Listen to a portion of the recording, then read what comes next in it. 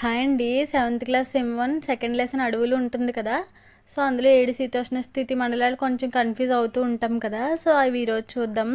First one వచ్చి భూమధ్య రేఖ ప్రాంతం. ఇది ఎగ్జాంపుల్ ఏమి ఇచ్చడానికి మనకి టెక్స్ట్ బుక్లో అంగోలా అని ఇచ్చాడు, అంగోలా దేశం అని. సో ఒకసారి చూద్దాం.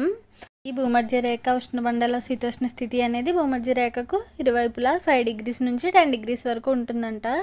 సో ఈ ప్రాంతంలో సగటున 150 సెంటీమీటర్ల అధిక వర్షపాతం అనేది ఎక్కువగా ఉంటుంది. వర్షపాతం ఈ ప్రాంతంలో దట్టమైన అడవులు కూడా ఉంటాయంటండి. సో ఈ అడవులన్నింటినీ సెల్వాలు అని పిలుస్తారంట. ఇది మెయిన్ ఇంపార్టెంట్. సో భూమధ్య రేఖ ప్రాంతంలో ఉండే అడవులని ఏమని పిలుస్తారని అంటారు, సెల్వాలు. ఓకేనండి.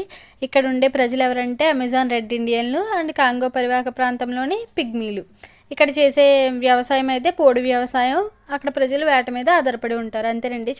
చిన్నగా ఇచ్చాడు దాని గురించి. అయితే ఎగ్జాంపుల్ అంగోలా దేశం అని ఇచ్చాడు. టెట్లో మ్యాచింగ్ ఇవ్వచ్చు కదా. నెక్స్ట్ వన్ వచ్చేసి సవన్నాలండి.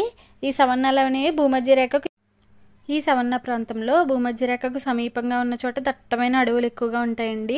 ఉత్తరానికి వెళ్ళే కొలది, ఉత్తర అక్షాంశం వైపు వెళ్ళే కొలది ఎత్తైన గడ్డి భూములు అయితే ఉంటాయి. ఈ గడ్డి భూములు 1 నుంచి 6 సెంటీమీటర్ల వరకు పొడవు అయితే ఉంటాయి.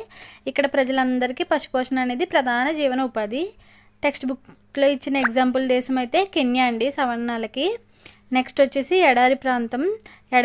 సహారా ఎడారి ఈ ప్రాంతంలో అతిపెద్ద ఎడారి. ఇక్కడ వృక్షాలన్నీ దట్టమైన బెరడుతో, చిన్న చిన్న ఆకులతో లేదా ముళ్ళు పొదలతో కూడి ఉంటాయి. ఇక్కడ ప్రజలందరూ గొర్రెలు, మేకలు, ఒంటెలు, గుర్రాలను పోషించుకుంటూ వాటి పాలు, మాంసం, ఉన్ని అమ్ముకుంటూ ప్రజల జీవనం సాగిస్తూ ఉంటారు ఈ ఎడారి ప్రాంతంలో. మనకు ఆల్రెడీ తెలుసు కదా ఎడారిలో ఉండే వృక్షజాలం ఎలా ఉంటుందో. సో అలా ఉంటుంది. ఎగ్జాంపుల్ దేశం అయితే ఇరాన్ అని ఇచ్చారండి టెక్స్ట్ బుక్లో. నెక్స్ట్ వచ్చేసి మధ్యధరా శీతోష్ణ స్థితి ప్రాంతం. ఇక్కడ మన టెక్స్ట్ బుక్లో ఎగ్జాంపుల్ అయితే ఫ్రాన్స్ అని ఇచ్చారు. సో దీని గురించి చూద్దాం. అంటార్కిటికా మినహా అన్ని ఖండాలకు పశ్చిమ తీరాల్లో ఈ మధ్యధరా శీతోష్ణ స్థితి అనేది ఉంటుంది. ఇక్కడ మెయిన్గా ప్రధాన లక్షణం ఏంటంటే వేసవిలో పొడి వాతావరణం, శీతాకాలంలో ఒక మాదిరి నుంచి హెవీ రెయిన్స్ అనేవి పడతాయి. ఇది మెయిన్ ప్రధాన లక్షణం అంట. ఇది టెట్లో అడిగాడండి ఆల్రెడీ మొన్న. అండ్ ఇంకోటి ఏంటంటే ఇక్కడ విశాలపత్ర సతత హరిత అరణ్యాలు ఉంటాయి. ఆలివ్, కార్క్, ఓక్ మొక్కలు అనేవి ఇక్కడ ఉంటాయి. ఇక్కడ విశాల క్షేత్రాలలో వాణిజ్య వ్యవసాయం కూడా ఉంటుందండి. పశుపోషణ అధునాతన యంత్రాల ద్వారా చేపడతారు. ఈ ఫ్రాన్స్లో పశుపోషణ అనేది అధునాతన యంత్రాల ద్వారా అంటే విశాల క్షేత్రాలలో వాణిజ్య వ్యవసాయం అనేది ఇక్కడ ఉంది.